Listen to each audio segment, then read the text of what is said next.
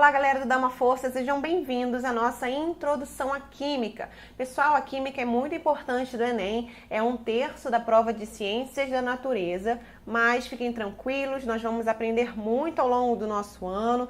As questões não são tão difíceis quanto parecem ser, nós vamos aprender isso, como tornar essas questões difíceis em uma maneira fácil de se resolver. O objetivo dessa aula de introdução à Química é passar alguns conceitos fundamentais que nós vamos aplicar ao longo de todo o nosso ano. Claro, vamos ver passo a passo cada coisa que eu falar aqui, mas isso é só uma forma de aquecimento para o nosso aprendizado em Química.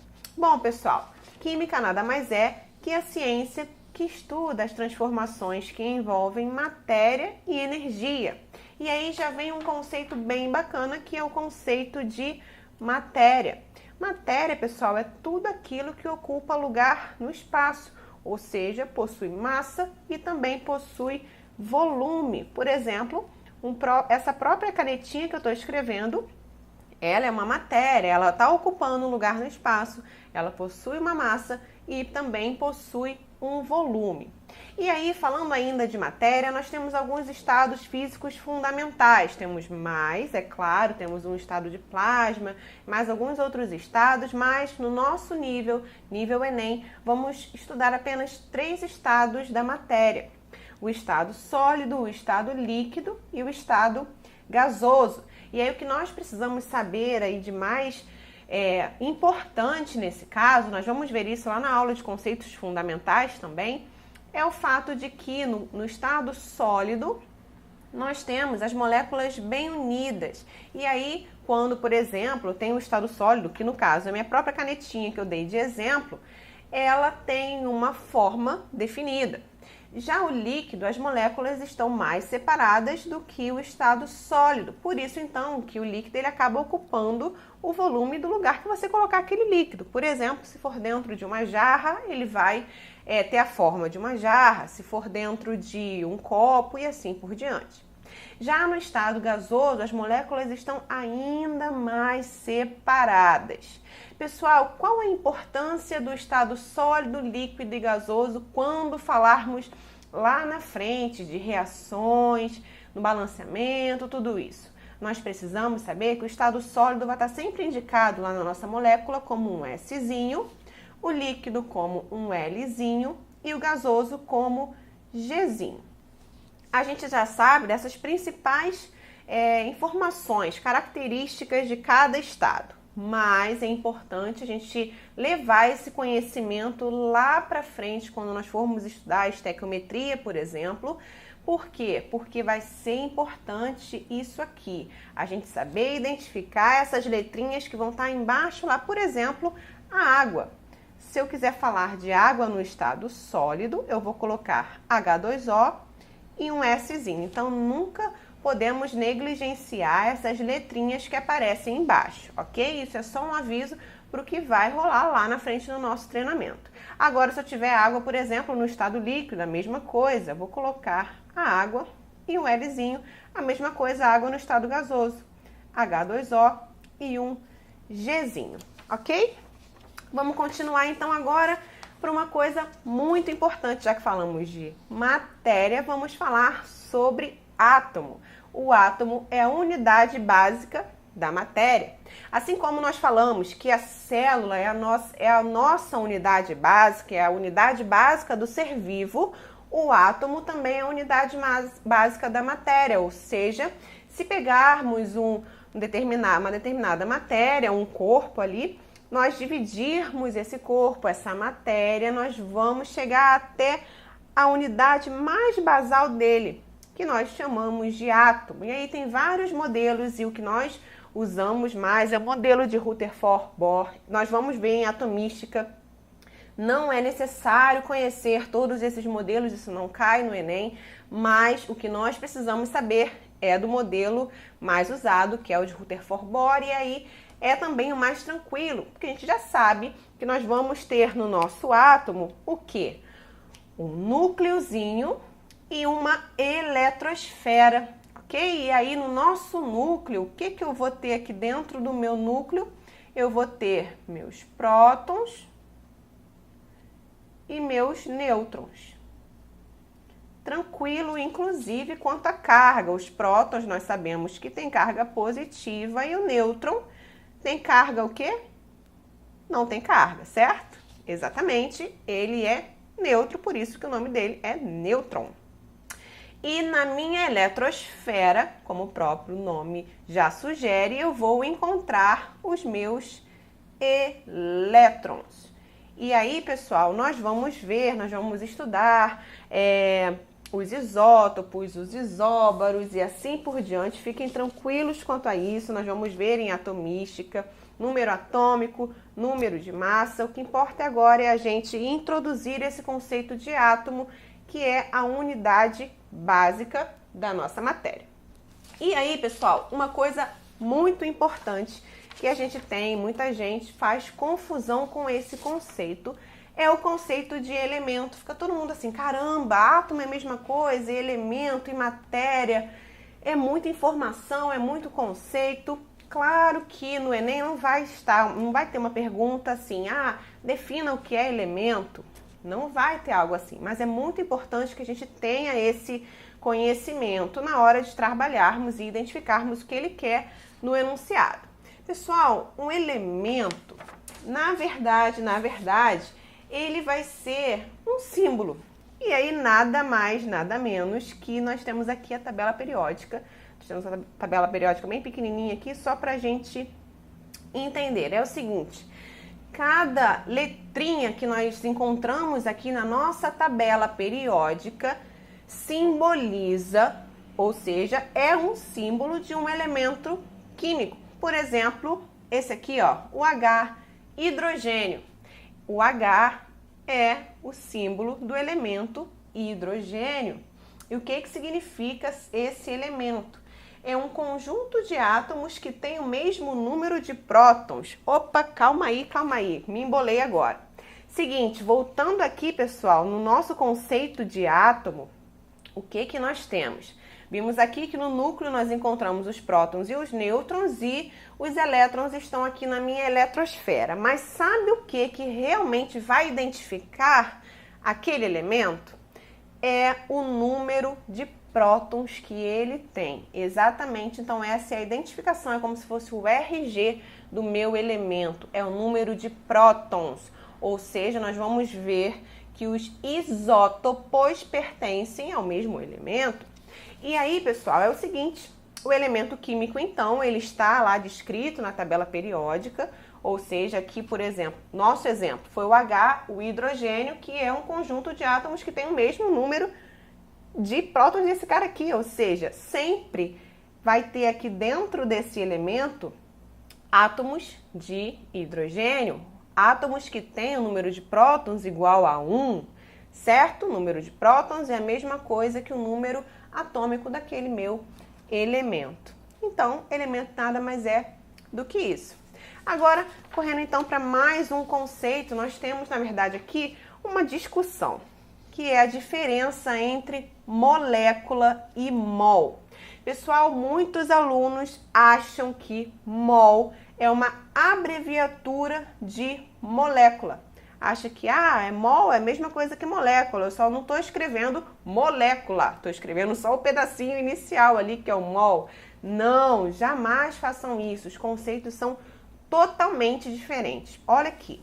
Molécula, pessoal, é uma união de átomos, enquanto o mol é uma unidade. Nossa, como assim? Que conceitos diferentes. De fato, mol não é abreviatura de molécula. União de átomos, pessoal, se eu tiver apenas isso aqui, ó, o hidrogênio que foi lá o meu exemplo, se eu tiver apenas lá, ó, o elemento hidrogênio, na verdade aquilo ali é um elemento.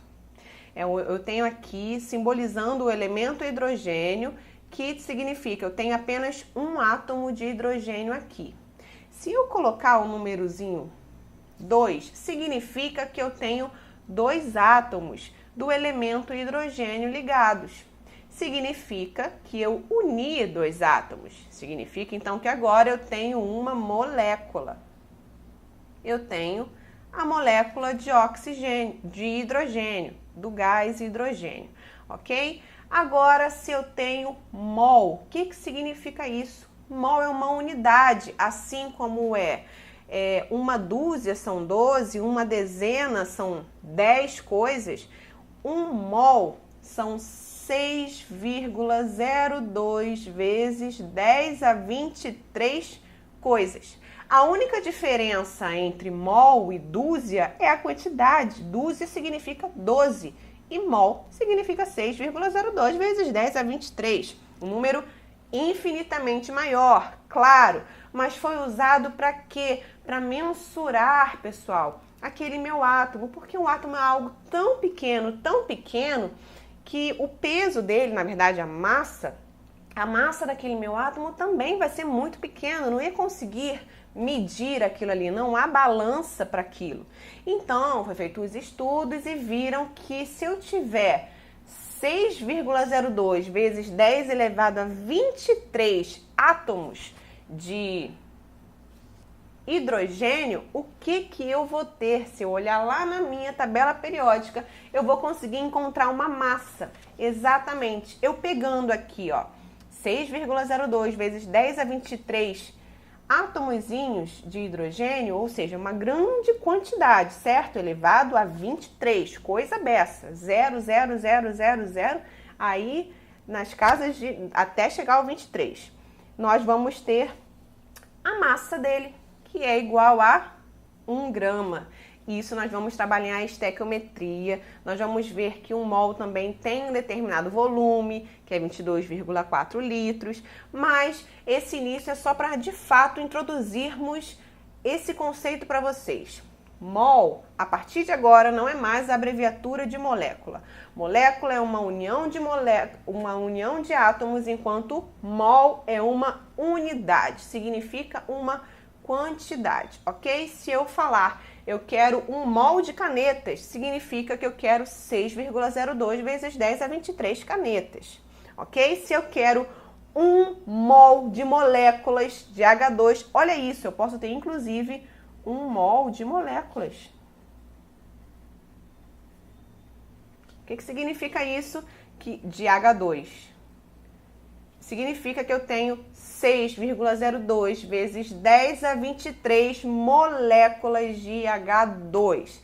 Bom, galera, vamos ver isso mais lá na aula de conceitos fundamentais. Vamos trabalhar muito mais isso, conceito de mol, nós vamos ver estequiometria direto. Mas era só para introduzir essa diferença aí fundamental para nós estudarmos química ao longo do ano. E aí muita gente também fala assim, caramba, eu nunca sei identificar o que é química orgânica e química inorgânica. Nós vamos falar muito, teremos semanas específicas para cada uma delas, mas o básico que nós precisamos saber é, pessoal, quando falar de química orgânica ou compostos orgânicos, eu vou estar sempre relacionando a maioria daqueles compostos formados pelo carbono. Por que não é certo eu falar, química orgânica é só que estuda carbono? Não, porque eu também vou ter carbono na minha química inorgânica. Nós vamos ver quando estudarmos química inorgânica, que é aquela química que estuda os demais elementos e seus compostos e também alguns compostos de carbono. Sim, porque na química inorgânica nós vamos ver basicamente o estudo dos ácidos, bases, sais e óxidos. E vamos ver clássico, CO2, o gás carbônico, ele é um óxido. Ele vai ser estudado na química inorgânica. E caramba, ele tem um carbono, não era para ser estudado aqui? Então, por isso que não podemos errar esse conceito. Claro que eu vou ver muito mais carbono na química orgânica. Na verdade, eu só vou estudar isso. Minhas cadeias carbônicas, as minhas funções orgânicas, todas têm um átomo de carbono no mínimo. Por exemplo, metanol, CH3OH. Eu tenho pelo menos um átomo do elemento carbono na minha molécula de metanol. Viram a diferença entre átomo, molécula e elemento? Muito bacana isso. Então era só para a gente reforçar aqui, sempre que falarmos de funções orgânicas, nós estamos falando das funções que têm carbono, enquanto a inorgânica, ela estuda preferencialmente todas as outras, por exemplo, os hidróxidos, os ácidos, as bases e assim por diante. Então, pessoal, é o seguinte, agora tem algo que na química é muito incrível e é a última coisa que eu queria deixar para nossa introdução, que é a lei da conservação das massas. Então é o seguinte, pessoal, também conhecida como lei de Lavoisier, ela diz que nada se cria e nada se perde, tudo se transforma. Então olha como a química é muito mais fácil do que você imagina, principalmente na parte de estequiometria, que é uma dificuldade de muita gente, ou em soluções, coisas que envolvam cálculo e reações químicas. Nada se cria, nada se perde, tudo se transforma. O que significa isso? Se eu tenho uma reação com esses carinhas aqui, significa que meus produtos vão ter que ter esses mesmos carinhas nas mesmas quantidades. Como assim? Olha aqui, ó. Aqui eu tenho hidróxido de sódio, a gente vai ver muito isso lá quando estivermos estudando as bases ou hidróxidos. Nós temos um átomo de sódio, um átomo de oxigênio e um átomo de hidrogênio. Aqui nós temos um átomo de hidrogênio e um átomo de cloro. Nós temos o ácido clorídrico. Então, o que significa? Significa que aqui nos meus produtos da minha reação, eu vou ter que ter exatamente essas quantidades. Eu vou ter que ter um átomo de sódio, eu vou ter que ter um átomo de oxigênio, eu vou ter que ter dois, certo? Aqui tem um e aqui tem um. Eu tenho que ter dois átomos de hidrogênio e aqui é um cloro. Eu tenho que ter um átomo de cloro. Então, pessoal, é isso. Na química, nada vai nada vai se perder. Eu não vou ter aqui, por exemplo, não, agora não vou ter mais cloro. Não. Tudo que tiver de um lado vai ter do outro lado de uma forma transformada. Eu não vou ter mais hidróxido de sódio aqui, vou ter outra coisa. Não vou ter mais ácido clorídrico, vou ter outra coisa. E isso a gente vai ver lá na frente. O que importa é a gente saber que nada se cria e nada se perde, tudo se transforma. Então, galera, nos vemos no nosso treinamento Enem. Até lá!